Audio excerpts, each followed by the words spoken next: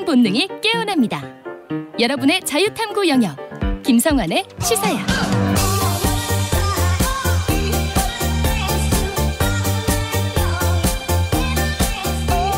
한 주 동안 있었던 이슈 가운데 우리가 조금 더 깊이 들여다봐야 할 정치권 움직임 분석해보는 시간입니다.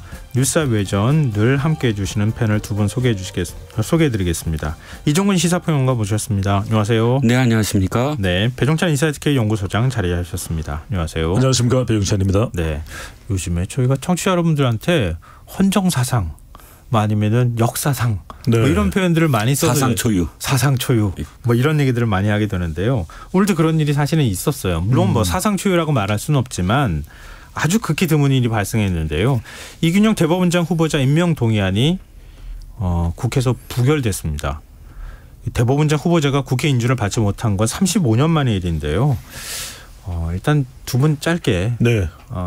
이번 결과에 대한 평가 먼저 듣고 조금 더 세부적인 내용 들어가도록 하겠습니다. 어떤 부분부터 말씀해 주실까요? 저는 결국 좀 더 정교한 인사가 있었어야 됐다. 왜냐하면은 저는 이제 짧게 말씀드리면 이제 세 가지 이유를 짧게 말씀드릴게요. 일단은 여론 자체가 좋지 않은 겁니다. 그러니까 지금 여야 대치 국면에 여론도 좋지 않다. KBS가 한국 리서치에 의뢰를 해서 지난 9월 25일부터 27일까지 실시한 조사입니다. 네. 오늘 소개드리는 모든 조사는 중앙선거여론조사 심의위원회 홈페이지에 확인 가능한데요.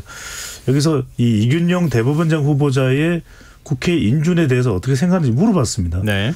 국회가 인준안을 통과시켜야 한다가 32.4%, 인준안을 통과시키지 말아야 한다가 44.1%입니다. 네. 10%포인트 이상 더 많이 인준안을 통과시키지 말아야 된다고 나왔거든요. 네. 그러니까 그동안 대치 국면에서 뭐 여야 간의 갈등도 있었겠지만 그 또 하나 중요한 것이 그런 상황에도 이 이균영 대법원장 후보자 관련한 인사청문회 이전도 그렇고 인사청문회 과정을 거치면서도 그렇고 해명이 안 되는 겁니다. 예. 그러니까 뭐 판결이야 판결에 대해서도 이제 좀 더 균형되지 못했다 그런 지적을 받는 부분인데 그거야 뭐 판사로서의 양심에 따라 판결을 했다고 칠 수 있는데 이제 재산 의혹과 관련된 부분이죠. 예. 비상장됐던 10억여 원의 이 재산이 제대로 등록이 되지 않았던 부분. 그러니까 다른 사람이라면 몰라도 다른 사람도 그래서는 안 되겠지만 대법원장 후보자거든요. 네. 그 이제 마지막으로 뭐 자녀 인턴 의혹과 관련된 부분도 명쾌하게 규명되지 않았고 그러니까 좀 더 정교한 후보 그리고 여론에서도 선호될 수 있는 후보자였다면 그래도 민주당이 상당히 부담을 가질 수밖에 없었을 텐데 그런 준비와 좀 정교한 인사가 되지 못했다 이렇게 분석합니다. 네, 이종근 시사평론가께서는 어떻게 보십니까? 일단 청문회를 열기 전에 그러니까 후보자로 내정됐을 때는 여론도 그렇게 나쁘지 않았던 것 같아요. 네. 정치적인 어떤 성향이 편향되지도 않아 보이고 지금까지 어떤 판결이 특정하게 어떤 문제가 될 만한 어떤 판결도 그렇게 크지 않았고 해서 어느 정도는 무난할 것이다라는 생각을 했는데 결국은 이제 언론들이 이제 조명을 하고 야당에서 상당히 많은 부분들 특히 이제 재산과 관련된 처가와 관련된 회사와 아이들에 대한 이 자금 또는 재산 이런 문제들이 명쾌하게 해명이 되지 아니한 부분들이 이 민주당이 지금 부결을 당론으로까지 지금 채택한 빌미가 됐다라는 네. 점에서 어느 정도는 지금 소장님 말씀에 동의가 되나 그럼에도 불구하고 우리가 역대 대법원장의 청문회 과정을 지켜보면서 혹은 대법관과 관련된 그런 검증 과정을 지켜보면 이런 정도의 재산 관련된 문제가 없었나. 완전히 정말 투명한 그런 사람들만 대법관이고 혹은 대법원장으로 임명됐나. 그건 아니었다는 생각이 좀 듭니다. 그러니까 우리가 늘 이야기되듯이 결정적 한 방이 있었느냐. 정말 전 국민적으로 여론조사 말씀하셨지만 뭐 50대 20 이런 정도의 어떤 차이로 격차가 벌어질 만큼의 모두가 공감할 수 있는 정도는 아니었다. 그런데 결국은 정치적인 현재 지금의 어떤 상황이 완전히 당파 정치, 분당 정치, 파당 정치, 진영 정치로 되어감으로써 이 결과적으로는 당론으로까지 부결을 지금 한 결과가 되지 않는가. 앞으로 그러니까 이 책임, 이 사법부의 수장이 공백 상태로 닥친 모든 것에서 모든 어떤 부작용들에 대해서 다 또 서로 공방만 벌이는 거를 우리 국민들이 계속 지켜봐야 된다는 점에서 씁쓸한 결과라고 할 수가 있겠습니다. 그럼 두 분께 하나씩 좀 질문을 드렸으면 좋겠는데요. 네. 만약에 반론하실 거 있으면 같이 또 반론을 해 주셨으면 좋겠고요. 이균영 후보자가 지금 국회 표결 하루 앞두고 어제 재산 신고 누락으로 논란이 됐던 비상장 주식 한 10억 상당이라고 하잖아요. 이거 모두 깨끗하게 처분하겠다. 뭐 이렇게 밝혔잖아요. 근데 만약에 인사청문회 할 때 이 논란이 됐을 때 차라리 그때 얘기했으면 훨씬 이 어떤 의혹이 해소되는데 좀 도움이 되지 않겠느냐, 안 했겠느냐 이런 지적에 대해서는 어떻게 보세요? 이론의 여지가 없죠. 처음부터 사실 그런 자세를 유지했었어야지요. 그리고 네. 최소한 대법원장 후보로 거론이 될 정도의 그런 그 사법부의 외기를 걸었던 분이라면 네. 이런 부분과 관련돼서 평소에 정말 깨끗하고 투명하게 관리를 했었어야 됐다는 점에서 저는 이론의 여지가 없습니다. 아까도 말씀드렸지만 네. 이것이 낙마를 시킬 만한 결정적인 한 방이냐라는 건 이견이 있습니다만 그럼에도 불구하고 직전에 어떻게든 이 상황에서 가결을 호소하려고 했다는 그 행태는 그다지 그렇게 적절한 처신이라고 저는 볼 수 없다고 생각합니다. 그럼 뭐 역시 또 질문 드리고 싶은데요. 네. 지금 민주당이 임명동의안 부결을 당론으로 채택을 했어요. 네. 자유투표에 맡겼어도 되는 거 아니냐.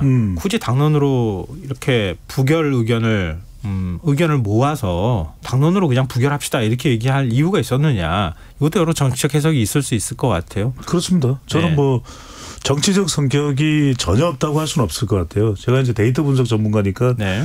이균영 후보자에 대한 여론조사 결과를 소개해드렸지만 거슬러 올라가면은 6년 전인가요? 김명수 전 대법원장이 임명되는 시점에 여론조사를 보면 근데 임명되는 시점에서는 김명수 대법원장 당시 대법원장 후보자 관련해서는 여론이 상당히 좋은 편이었어요. 그때는 의혹이 생각보다 그렇게 많지는 않았어요. 그렇죠. 그리고 네. 이제 대법원장이 되고 난 이후에 뭐 우리법 연구회라든지 국제인권법 연구회 이런 출신들 그 외에 뭐 재판 지연 여러 가지 지적받았지만 그러니까 지명되고 인사청문회를 거치면서 임명되는 당시에 여론이 나쁘지 않았거든요. 그러니까 이런 부분에 대해서 이제 민주당으로서는 지금 대치 국면이기 때문에 여야 간에 정치적 성격도 있겠지만 저는 더 크게는 여론의 반응일 거예요. 여론에서 상당히 괜찮은 인물이다. 청량한 인물이다. 이랬다면 민주당도 상당히 부담스러울 거예요. 이게 대법원장 그렇죠. 공백으로 네. 가는 사태가. 그런데 저는 그렇지 않았기 때문에 당론으로도 이번에는 이제 결정을 한 상황인데 이런 이야기를 하고 싶어요. 저는 법조 출입 전문기자도 아니고 법조 전문가는 아닙니다만 네. 대법원장 후보자로 거론되는 여러 명 중에서 보수 성향이지만 이균영 후보자보다 더 괜찮아 보이는 사람들이 제가 보기에는 몇몇 있었거든요. 그런 사람들을 임명할 수는 없었던 것인지. 왜냐하면 그 정도 사람을 임명하면은 야당도 구하기 힘든 사람이 있었을 것 같아요. 네네. 제가 보기에는 예. 그런 선택을 하지 못했다는 게 아쉽다고 봐야 되는 거죠. 네. 저는 정치적 네. 판단이라고 봅니다. 왜냐하면 예. 솔직히 말씀드리면 말씀하셨던 게 좀 배치가 되는 게 그렇게 여론이 별로 그렇게 호의적이지 않았다면은 굳이 당론을 할 필요가 없었어요. 근데 당론을 했다는 건 불안했다는 뜻이고 왜 불안했느냐? 최근에 이재명 당대표와 관련돼서 가결해서 39표 정도가 지금 배반을 했다라는 어떤 분위기잖아요. 더군다나 이번은 홍익표 이번에 그 원내대표. 네. 원내대표가 된 첫 번째 어쨌든 안건 본회의 안건입니다. 네. 홍 원내대표 같은 경우도 홍 대표 같은 경우도 이번에 뭔가를 해야 된다. 결과를 내야 된다라는 부담감도 있었겠고요. 그러니까 네. 내부적으로는 지금 사실상 이 심리적인 어떤 분당 상태라는 민주당이 아마 불안감의 어떤 발로였다고 판단할 수밖에 없죠. 네, 지금 민주당은 윤석열 대통령의 불통 인사가 자초한 결과다 이렇게 얘기를 하고 있고요. 또 대통령실도 사실 이런 사안에 대해서 입장을 잘 그동안에 안 냈었잖아요. 네. 근데 바로 입장을 냈어요. 야당이 국민의 권리를 인질로 잡고 정치 투쟁을 했다. 그러면서 유감 표명을 했는데요. 이 지금 어쨌든 간에 사법부 수장이 공백인 상황이 되는 거 아닙니까? 이게 지금 앞으로 몇 개월 더 갈지 모르는 상황인데 정치적 후폭풍 어느 쪽이 더 그 거세게 맞을 거라고 보십니까? 저는 이거 뭐 일단 정부가 부담스러워진 거죠. 왜냐하면은 이제 후보자가 상당히 그럴싸하고 괜찮은데 거의 정치적으로 낙마를 시킨 거라면 이제 민주당이 부담을 가져갈 수밖에 없었을 텐데 네.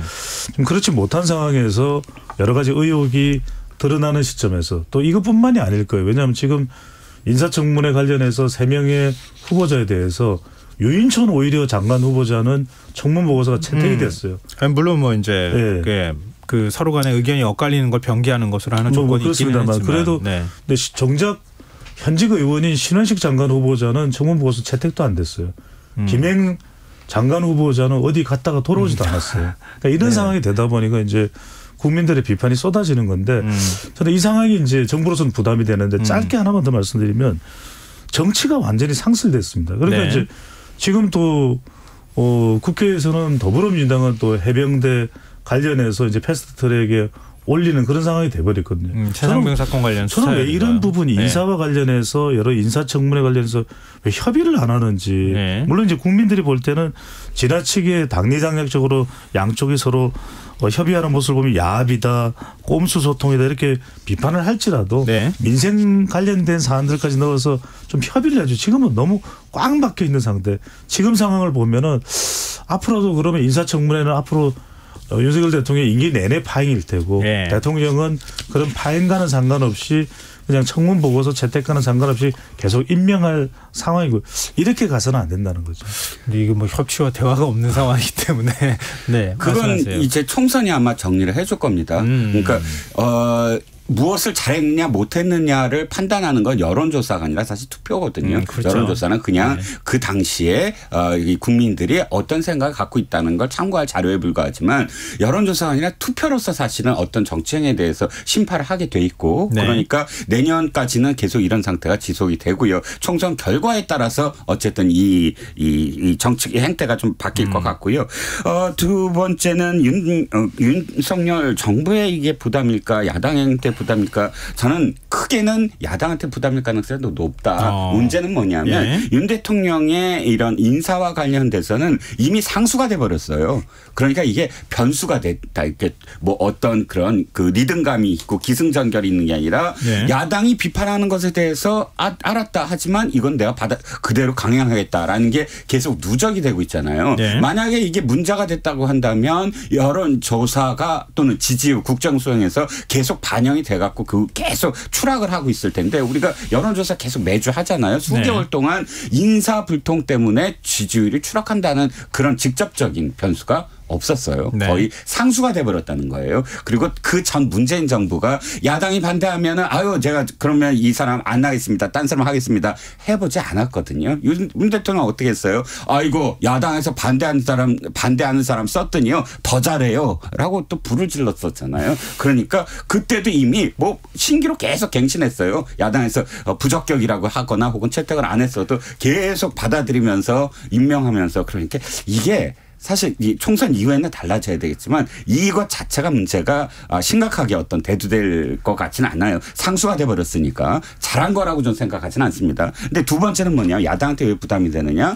야당은 지금 무엇을 하더라도 이재명 대표의 사법 리스크다. 이렇게 연결이 돼버려요. 이건 어쩔 수가 없어요. 그러다 보니까 김명수 체제를 계속 유지해야만 뭐 예를 들어서 김명수 체제에서의 사법부가 임명한 사람들 특히 우리법 명교회라든지 뭐 이런 특정한 그런 이 서클에서 임명한 사람들이 보호해 줄 수 있는 거 아니냐. 지금 어쨌든 첫 번째 권한대행이 김선수 대법관이라면 이 사람 역시 어떤 특정 서클에 있었던 사람이고 뭐 이렇게 해석이 될 수밖에 없다는 겁니다. 그러니까 그거를 목적으로 해서 부결을 시켰느냐라는 것도 상수가 돼버렸어요. 이제 양쪽 다 상수가 됐다는 겁니다. 네.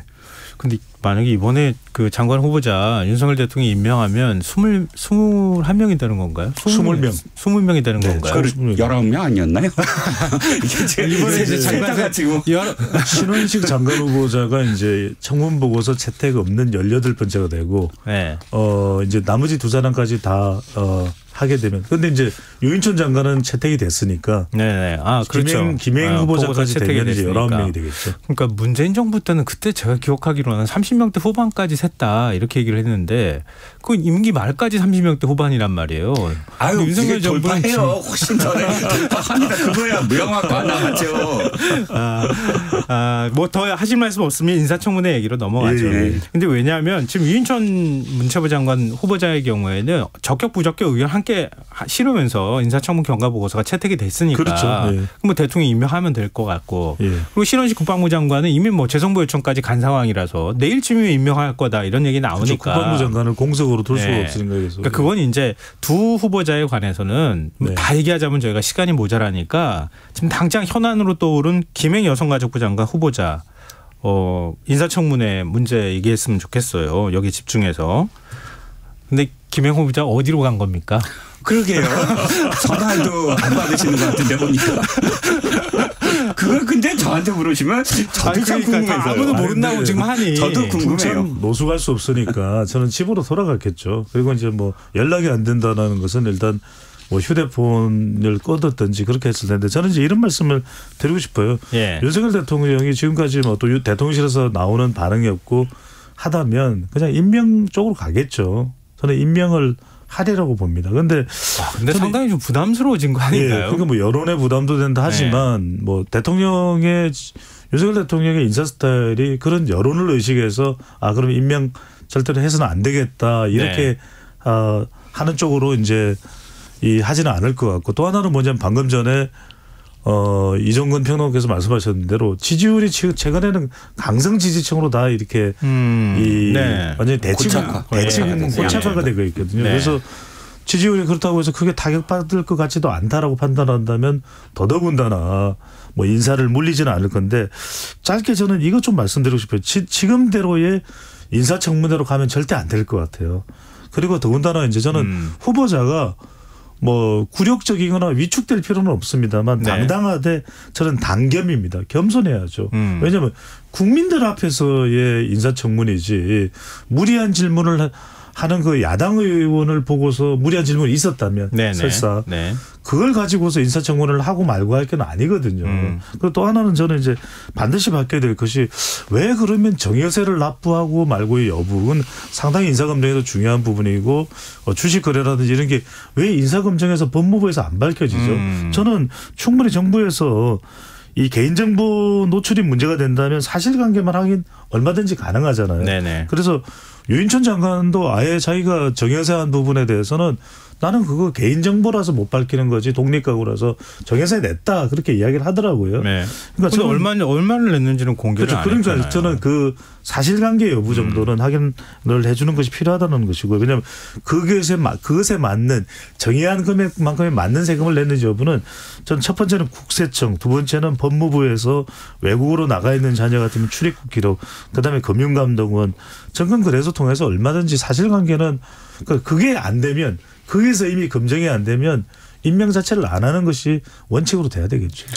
미국 제도로 가야 돼요. 미국 제도. 그러니까 지금 말씀하신 건 동의하고요. 근데 미국은 제도를 어떻게 하냐면 이 장관 후보자에 대한 청문회는 상원 의원이 갖고 있거든. 상원 의원에서 하는데 지금 우리는 그 말씀하셨던 것을 전부 다 국회 청문위원들이 해요. 근데 국세청처럼 어떤 이 수사나 조사를 할 수 없잖아요. 미국은 어떻게 하냐면요. 4개 기관, 수사기관들이 아예 그 부분과 관련해서 청문회 열기 전에 털어요. 사전검증 다 해버린다는 거예요. 국세청하고 FBI하고 왜냐하면 이 사람들은 수사할 권한이 있잖아요. 조사할 권한이. 그래서 실제로 그것들을 다 검증을 하고 이렇게 됐습니다 하고 그 자료와 함께 청문회가 열려요. 그러니까 이 문제와 관련해서 한번 그 수사기관이 필터링을 해 주는 거예요. 그러면 상원 의원들은 이 사람의 비전이나 능력이나 이런 질문으로 갈 수밖에 없는 것이거든요. 그런데 지금은 아이고 내 죄를 네가 알렸다, 네가 얘기해라 이렇게 되면은 누가 뭐 사실 이렇게 그냥 넘어가고 하는 부분들이 참 많지 않습니까? 그게 문제였고요. 저 김행 후보자 말씀을 물어보셨으니까 대답을 하면 아주 적절하지 아니한 부분들이 굉장히 많습니다. 뭐 저는 그거 인정하더라도 근데 민주당도 조금 좀 바뀌어야 되지 않나 싶은 게 위원장 있잖아요. 권인숙 위원장. 사퇴하세요 얘기할 게 아니라 청문회의 진짜 목적은 뭐냐면 그 사람이 진짜 자격이 있느냐 없느냐를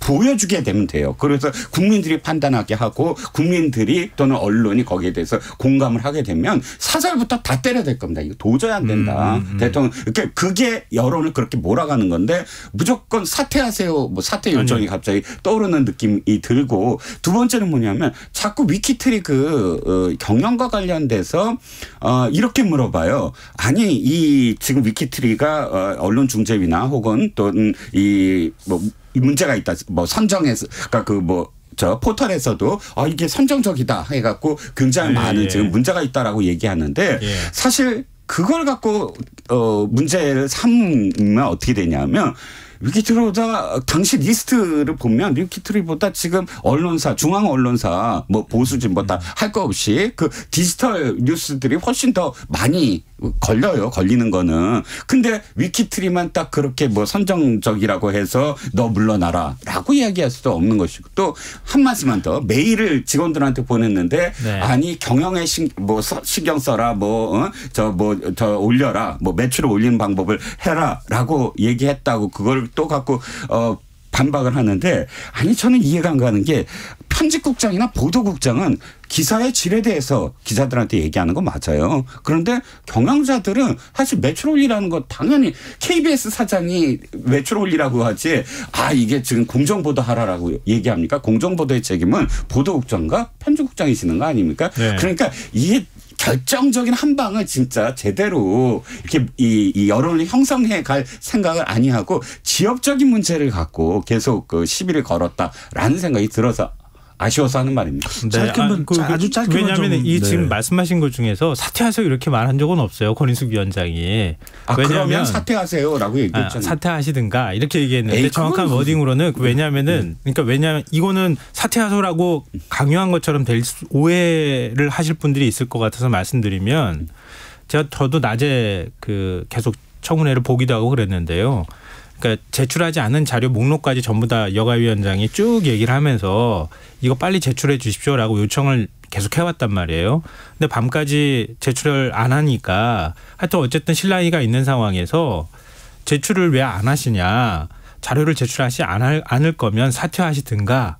여기까지 표현이 들어갔는데 그때부터 확 이제 논쟁이 커진 거죠. 중립적으로 진행하지 않았다고 해서. 그게 뭐 그렇다고 해서 저는 변명이나 해명이 될 이유는 없다고 봅니다. 그거에 대해서는 받아들이는 거에 따라 좀 다른데 그래서 하여튼 아가 다르고 어가 다를 수 있으니까 제가 말씀드린 거예요. 역시 똑같잖아요. 사퇴라는 말을 지 위원장이 근데 그 다음에 이제 국민의힘 의원들이 흥분해서 후보자한테 나가자 이렇게 얘기를 하니까 그다음에 이제 후보자가 나간 거잖아요. 이종근 평론가 말씀에 이제 받아서 분석을 하면 권인숙 위원장이 좀 그렇게 들릴 수 있는 부분은 저는 이의 제기를 할 수 있다고 봐요. 그래서 좀 더 중립적으로 위원장이 진행을 해 줬으면 좋겠다라는 이야기를 할 수가 있는데 실제로 이제 문화체육관광위에서는 사실 원내대표가 되기 때문에 이제 거의 마지막으로 이제 인사청문회를 주재하는데 홍익표 위원장은 상당히 중립적으로 저는 모든 내용들을 두세 번씩 다 봤거든요. 영상으로. 그런데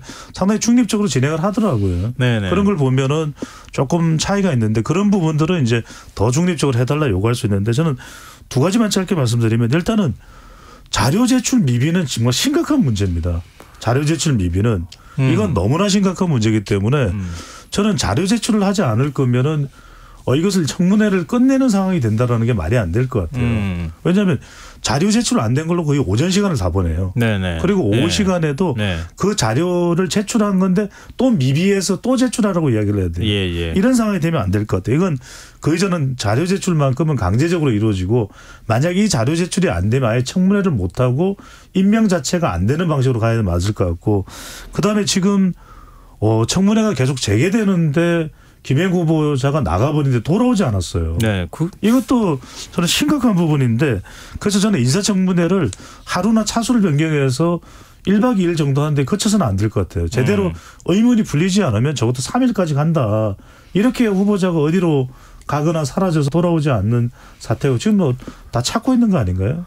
아니 뭐 이거는 재론의 여지가 없을 거, 그러니까 이견이 별로 없을 것 같아요. 그러니까 뭐 물론 아무리 이제 여당에서 대통령이 이제 그 지명한 후보자라 하더라도 여당 의원들이 나갑시다 그러니까 후보자가 그냥 따라 나가는 거는 그거는 좀 후보자가 하지 말았어야 되는 거 아닌가요? 네, 그렇죠, 그렇지 않나요? 네, 네. 아니 그래서 제가 말씀드린 거죠. 그래서 이게 인사청문회가 끝났다라는 일단 관련되는 이제 법 자체가 없다 그래요. 그런데 그렇게 돼서는 안 되고 저는 최종적으로 종료가 안 되는 그런 재반 상황이 된다면 적어도 3일까지는 24시간 기준에서 인사청문회를 할 수 있다. 이런 제도를 만들어야 될 것 같아요. 네. 그러니까 후보자는 이렇게 하죠. 어디선가 대기를 하고 있어야 돼요. 그리고 그렇죠. 가는 것은 여야가 합의를 통해서 청문회가 계속 이루어지면 참석을 하겠다. 난 여기서 대기한다라는 정도의 입장 표명이 있어야지 아예 어떤 그런 이 어디에 있느냐에 대한 의문이 생길 정도로 종족을 감춰버리면 그거는 지금 청문회 대상자로서는 적절하지 않은 행동이죠. 네. 마지막으로 좀 짧게 이 의견 좀 여쭤보고 싶어요. 아까 뭐 미국의 인사검증 얘기도 하셨지만 우리나라라고 뭐 사실 검증하는 기구가 없는 건 아니잖아요. 그렇습니다. 네. 그러니까 사실 민정수석실에서 그동안에 검증을 많이 역할을 해왔잖아요. 그리고 인사혁신처라든가 이런 곳에서 검증을 해왔는데 윤석열 정부 들어서서 법무부 산하에 인사정보 검증단을 만들었잖아요. 법무부 장관이 또 그걸 지휘하도록 돼 있고.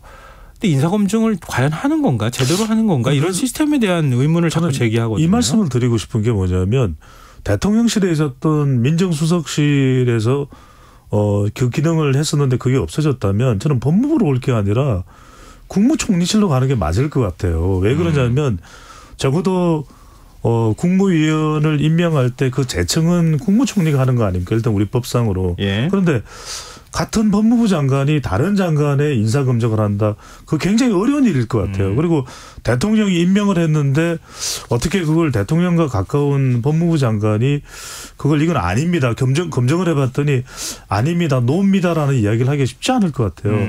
저는 그래서 좀 더 국민들의 신뢰를 받기 위해서라도 우리가 책임 총리제를 실시하게 되면은 얼마든지 국무총리실에서 하고 국무총리가 이 사람은 안 되겠습니다. 지난번에 행복청장에 대해서도 한덕수 국무총리가 그래도 좀 경질이 필요한 거 아니냐라고 대통령한테 의견 제시를 했다고 하거든요. 저는 그렇게 좀 바뀌어야 될 것 같아요. 네. 알겠습니다. 어디에 있느냐가 중요하지는 않을 것 같아요. 네. 왜냐하면 예를 들어서 민정수석은 안 가깝습니까? 법무부 장관은 더 가까워요. 민정수석보다. 네. 거리상으로는 민정수석이 가까워요. 자주 만나니까. 네. 또 총리실이라고 해서 총리가 물론 책임 총리 말은 좋지만 우리나라의 총리가 대통령의 눈치를 아니 보고 독립적으로 무슨 그 내각 책임제의 그 수상처럼 하진 못하잖아요. 문제는 의지와 실행력이에요. 그러니까 어디는 중요하지 않아요. 네네. 실제로 법무부에 갔다고 하더라도 법무부에서 민정수석실에 있는 것보다 우리가 이렇게 잘합니다라고 국민들이 인식을 하게 되면 거봐라 저기 민정수석실보다 낫지 않느냐 이게 되거든요. 그러니까 저는 어디가 중요한 것이 아니라 지금 인사 검증에 대해서는 하고 있다. 또는 어떻게 잘하고 있다. 이렇게 확실하게 국민들한테 인지시킬 만한 무엇인가 나와야 된다. 그러니까 제가 여쭤본 게 지금 제대로 하고 있느냐, 왜 이러면 제대로 작동하지 못하느냐를 여쭤봤잖아요. 총선이 좀 끝나봐야 될 것 같아요. 저는. 왜냐하면 총선 직전까지는 아까 말씀드렸듯이 지지율이 완전히 지금 평행선이에요. 네. 완전 고착화돼 갖고 여론을 지금 양쪽 다 거의 눈치를 보지 않고 충돌하고 있어요. 그리고 인사마저도 사실은 거기에 블랙홀처럼 빨려들고 있거든요. 우리가 시키고 싶은 사람은 할 거야. 그리고 이쪽도 거죠. 무조건 반대야.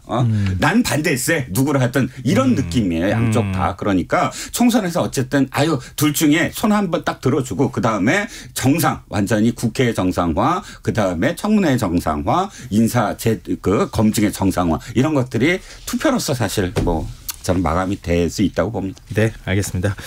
이 주제는 여기서 마무리하죠. 지금 여러분께서는 KBS 1라디오 김성환의 시사를 듣고 계십니다. 뉴스와 외전 배종찬 인사이트 K 연구소장 이종근 시사평론가 두 분 패널과 함께하고 있습니다.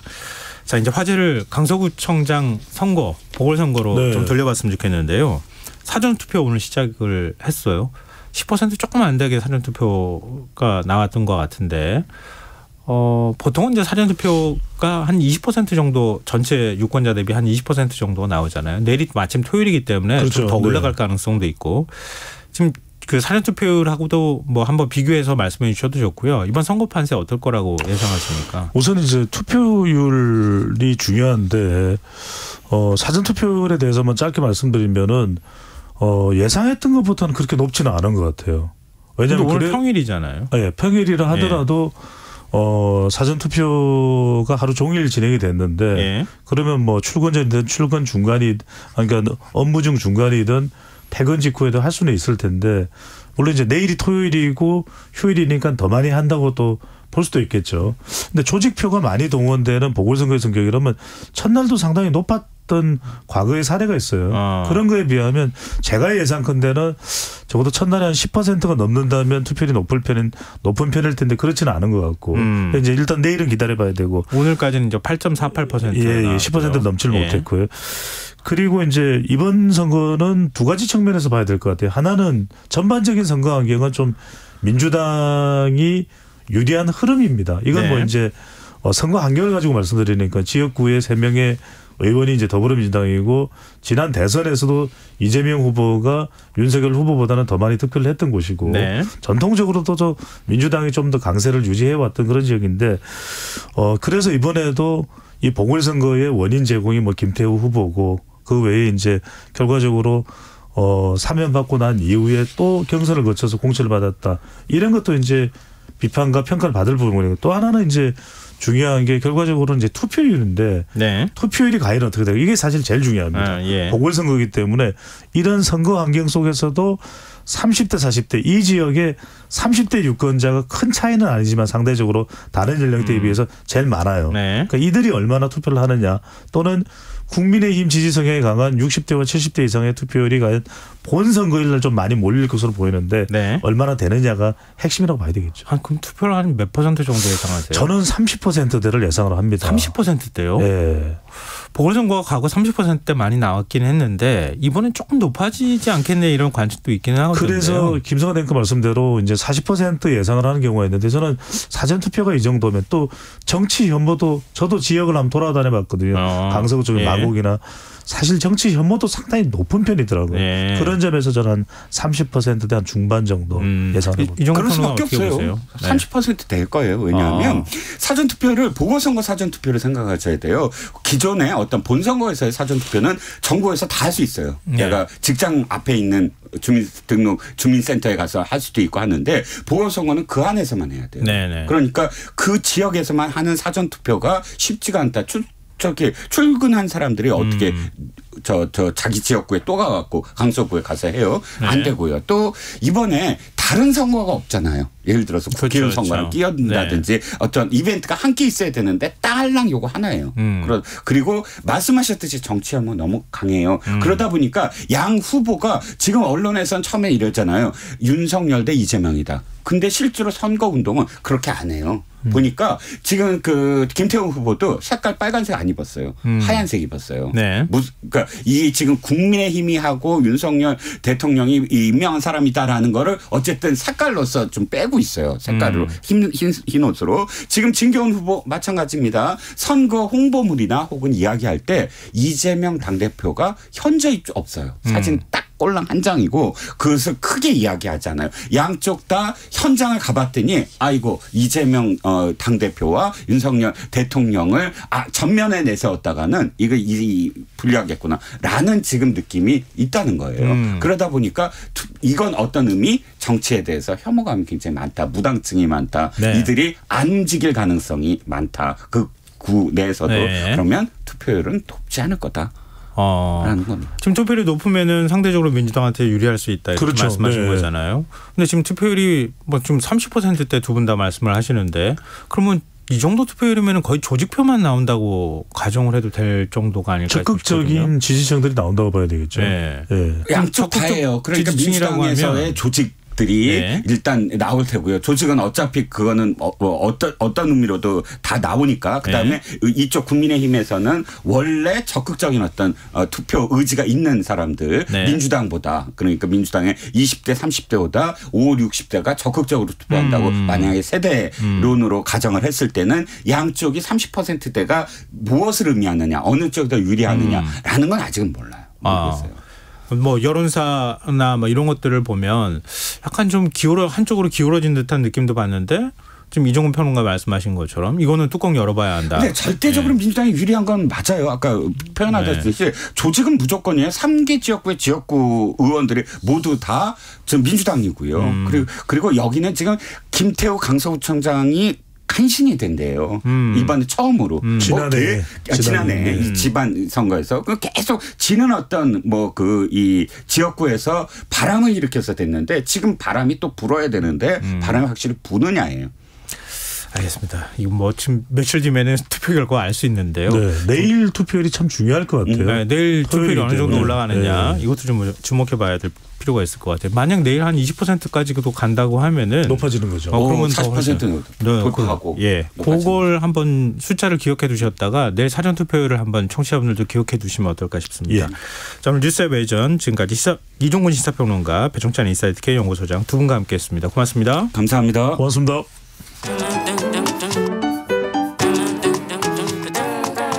일일 시사권장량 채워가세요. 골고루 담았습니다. 당신만을 위한 하루 시사 김성환의 시사야. 혹시 느린 학습자라고 들어보신 적 있으십니까? 지적장애에 해당하지는 않지만 평균 지능에 미치지 못하는 경계선 지능인을 일컫는 말인데요.